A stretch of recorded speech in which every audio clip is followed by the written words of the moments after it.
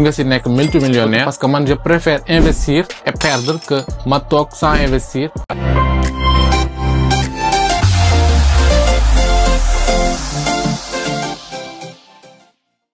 Salut les amis, est-ce que vous allez bien? Moi ça va super. Bu fekkee c'est la première fois ngeen di seetaan suñu vidéo fii ci Wolof Tuto ñu ngi leen di ñaan ngeen abonné wu activer cloche notification yi partager vidéo yi ak seeni xarit au maximum. Tey nag dañuy ñëw wax ci ay projet crypto yoo xam ne am nañ potentiel rendre la millionnaire, rendre ñëpp millionnaire ñi ciy investir. S'il vous plaît regardez la vidéo jusqu'à la fin te bu leen fàtte aimer vidéo yi parce que mooy tax YouTube di ko gën a proposer yeneen utilisateurs yi intéressé wu ci wàllum contenu yu mel nii. Bépp projet crypto bu ñu fii nii lépp samay propre investissement la parce que crypto dafa nekk loo xam ne dafa volatile waxuma leen ngeen investir seen xaalis lu volatile nag mooy loo xam ne du stable mën na jig saa yéeg ak doole mën nga si nekk multimillionnaire facilement parce que am na ay exemple yu bëri yu ñu leen mën a jox mais am na aussi mën na la rendre pauvre facilement mën na nga jël sa xaalis yëpp dugal ko si jég saay xaalis bi yëpp naaw nekk ay par exemple nga dugal 100 000 mu jég saay nekk 20 000 loolu mën a nekk la nga dugal 100 000 mu nekk 10 millions wala 100 millions sax mën na nekk to dafa volatile mais ñun lu ñu neex mooy toujours investir et en plus investissement yi dañ dem ba nekk ci passionné mais toujours lan la ñuy wax aussi bu leen amoureux ci benn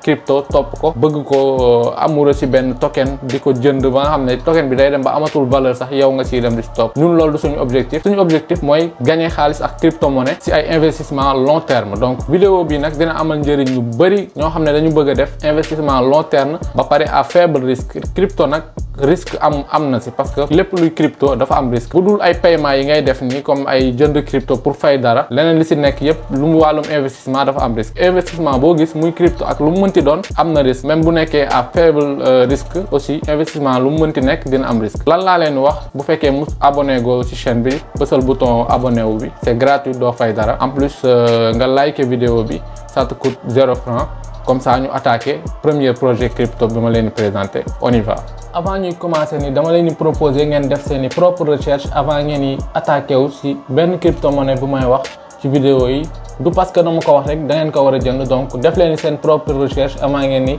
jënd benn crypto-monnaie on y va. Premier projet bi ma leen di présenter mooy Pepe. Pepe benn crypto-monnaie la boo xam ne dañ ko créer ci réseau Ethereum waa ji ko créer nag mu ngi tudd Matt Fury donc xaw ma nag nan laa koy kiiwee prononcé donc waa jooju moo ko créé ba devenir populaire en début d'année 2000 donc année 2000 ñu bëri xam naa peut-être ñiy seetaan vidéo yi année yooyu la ñuy judd donc léegi nag projet bi nii ku ko bëgg a xam nag da ngay dem ci CoinMarketCap après nga xool say propre recherche parce que naa def lien bi ci description bi sinon mën nga dem tamit ci CoinGecko pour mën a def ay recherche ci coin boobu léegi nag dañuy dem ci deuxième coin bi mu ngi tudd GameStop nag benn crypto la boo xam ne ci wàllum jeu vidéo la mooy crypto yi nga xam ne ci wàllum xam nga crypto nag bu nekk am na wàllum IA am na wàllum développement web am na wàllum loo xam ne day contribuer ci développement kii nu mu tudd sax ci wàllum vie nit ñi comme par exemple crypto boo xam ne da lay permettre ngay def ay paiement ci ay magasins comme par exemple Dogecoin bu Elon Musk wax ni dina ko intégrer après sax boobu dina ci topp ci crypto monnaie yi léegi GameStop bi mën ngeen ci def ay recherche soit ci CoinGecko donc dee leen vérifier nag bu baax parce que capitalisation boursière yeeg yooyu noonu yëpp foog ngeen kii ko parce que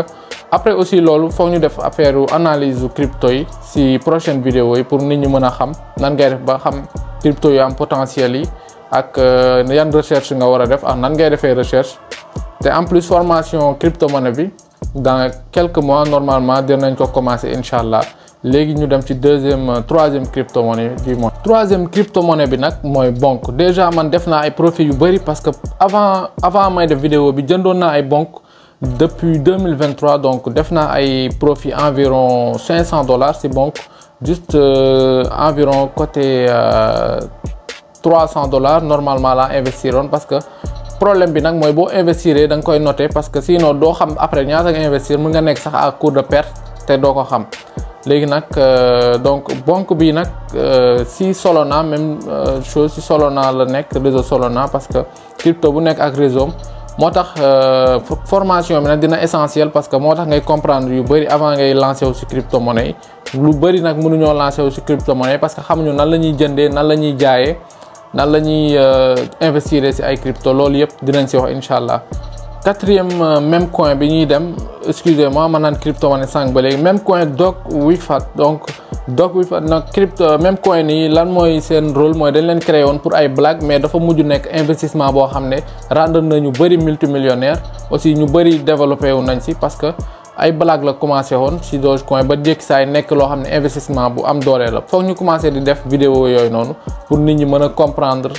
petit à petit ba di dem ba nekk ci ay yeneen niveau nga xam ne ñëpp dinañ comprendre incha allah. cinquième et dernière crypto-monnaie bi mooy Dogecoin. Dogecoin nag ñu bëri xam nañ ko parce que moom mooy première meme coin bu ñu mës a créé ci meme coin donc ay blague nag la commencé comme ni ma leen ko waxee ay tooñ la woon donc moom moo nekk première meme coin bi. léegi nag bu ngeen bëgg a gën a xam nag il faut ngeen def seen propre recherche waaye problème bi mooy nag ñu bëri xamuñu nan la ñuy rechercher ci ay wàllum crypto-monnaie foog ñu def ci vidéo pour nga xam ne ñu bëri dinañ xam affaire crypto-monnaie. donc Elon Musk moo déclaré woon ni moom mooy Dogecoin mooy crypto-monnaie préférée am ci même coin préféré